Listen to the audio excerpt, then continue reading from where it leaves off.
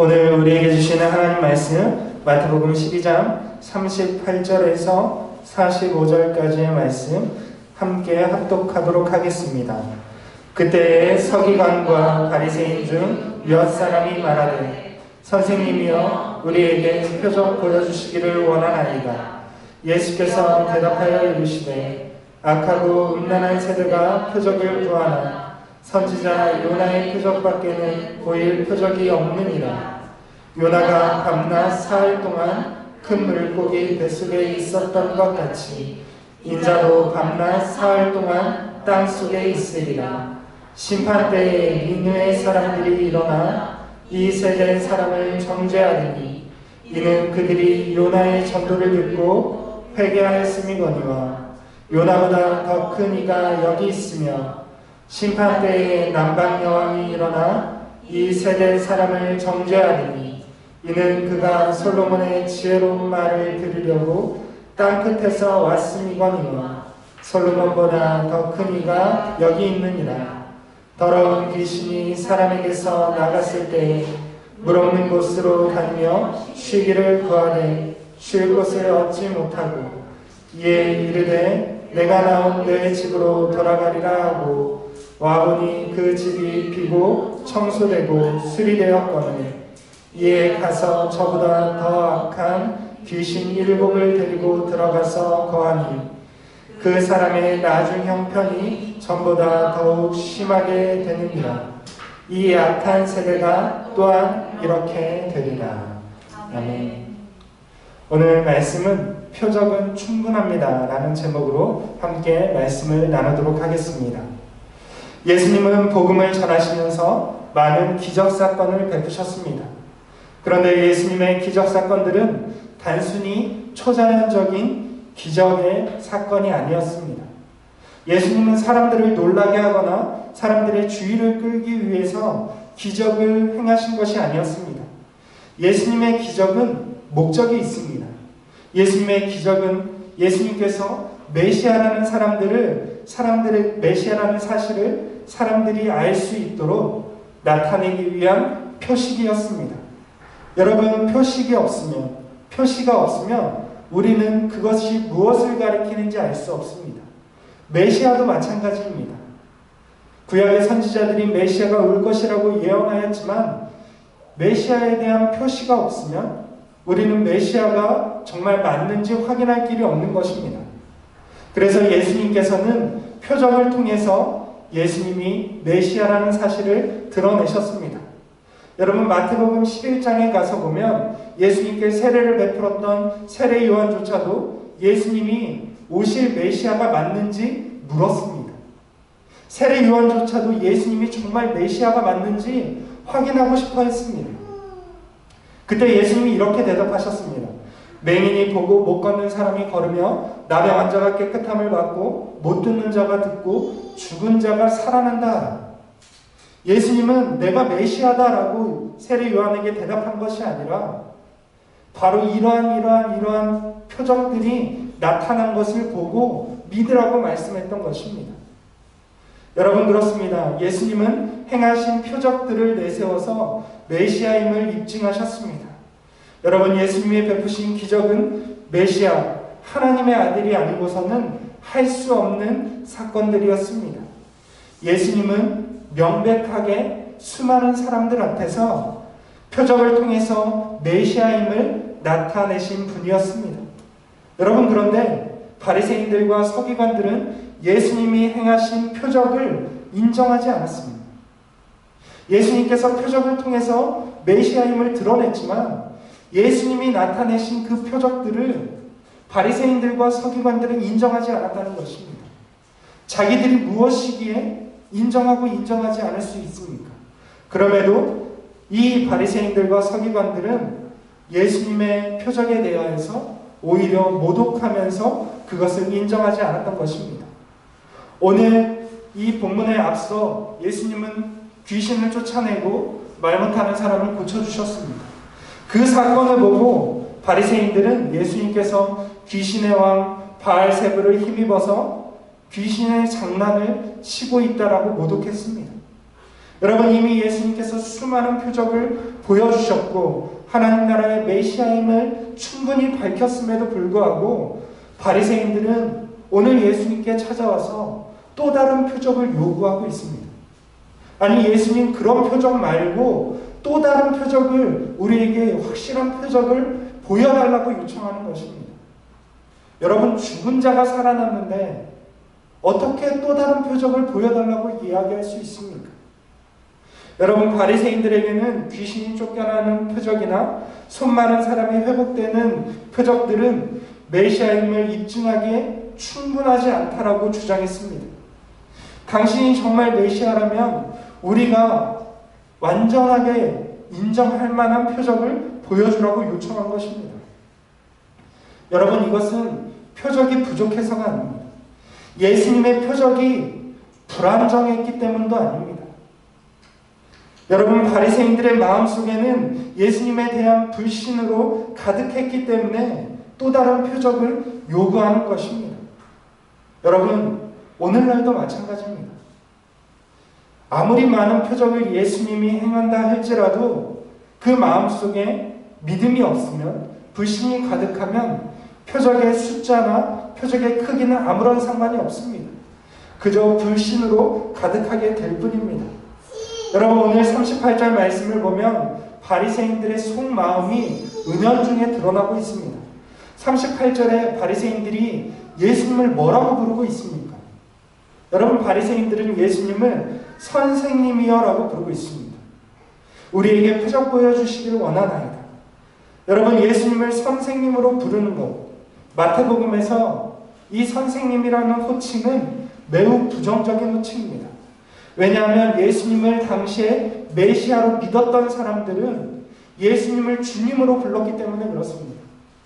여러분, 수많은 병자들이 예수님께 와서 주여 우리를 불쌍히 여기소서, 우리를 고쳐주소서, 이렇게 고백했습니다. 예수님을 믿는 사람, 예수님을 메시아로서 생각했던 사람들은 예수님을 주님으로 불렀습니다.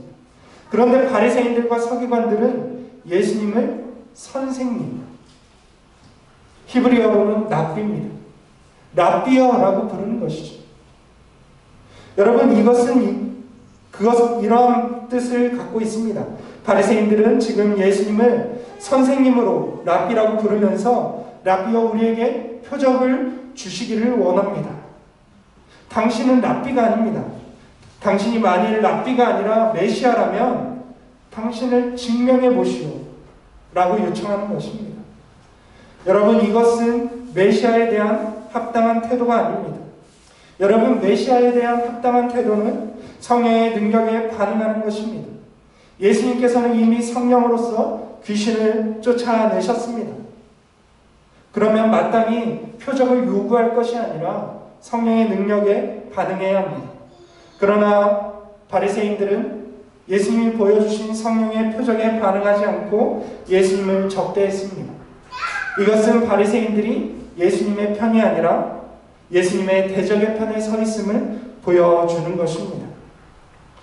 예수님은 또 다른 표적, 끊임없이 표적을 요구하고 끊임없이 메시아로서 증명하기를 요구하는 바리새인들에게 악하고 음란하다라는 표현으로서 예수님은 이들을 평가하고 있습니다. 여러분, 예수님께서 악하고 음란하다라고 이야기하는 것은 그들의 이중적인 태도 때문입니다. 예수님은 바리새인들의 이중적인 태도를 종교적인 음란으로 규정하고 있습니다. 이들의 이중적인 태도가 무엇입니까? 여러분, 바리새인들은 메시아를 가장 기다린다라고 이야기했습니다. 끊임없이 메시아를 기대했습니다. 그러면서도 오신 메시아를 공격하는 이중적인 태도로서 예수님에게 일관하고 있습니다. 여러분, 바리새인들은 예수님을 믿기 위해서 표적을 구하는 것이 아니라 어떻게 해서든 예수님의 거짓을 폭로하고 예수님이 거짓 메시아라는 사실을 밝히기 위해서, 공격하기 위해서 표적을 요구하고 있다는 것입니다. 그것이 예수님은 종교적인 음란이라고 말씀하고 있습니다.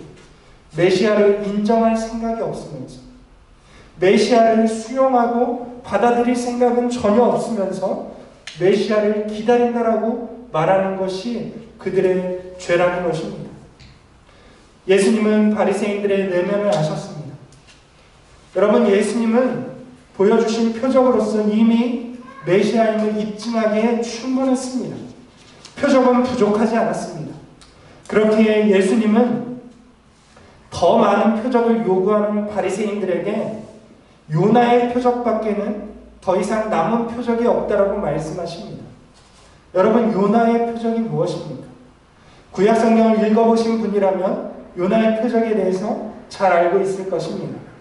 요나는 이스라엘의 적대국이었던 아수르의 수도 니느웨에 회개를 선포했던 선지자입니다.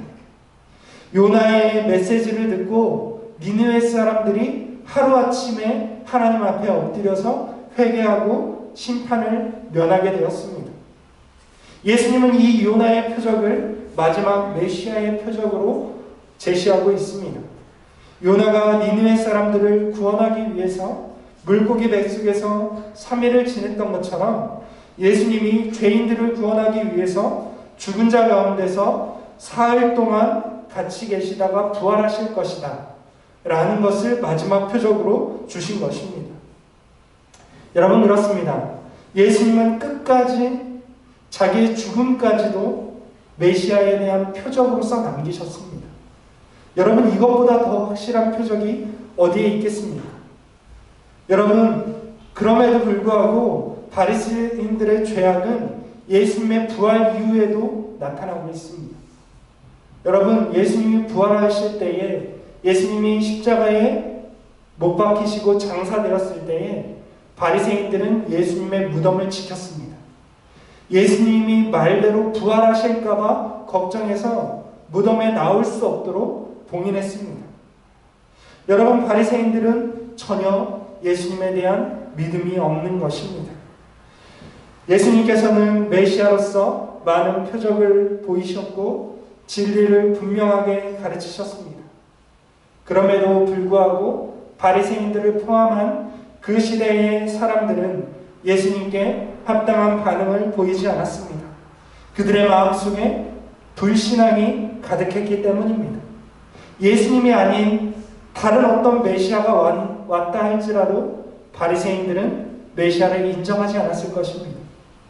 표적이 부족해서가 아니라 그가 진짜 메시아가 아니라서가 아니라 그들 마음속에 메시아를 인정할 생각이 전혀 없었기 때문입니다. 여러분, 그렇습니다. 오늘날 우리의 마음속에도 마찬가지입니다. 우리 속에 메시아를 인정하는 나의 구주를, 나를 죄악으로부터 구원할 메시아를 우리 마음속으로부터 갈망하지 않는다면 아무리 예수님께서 우리 앞에 나타나서 죽은 사람을 살리는 표적을 보여주신다 할지라도 우리는 그분을 믿지 못할 것입니다. 바리새인들의 문제가 그랬던 것입니다.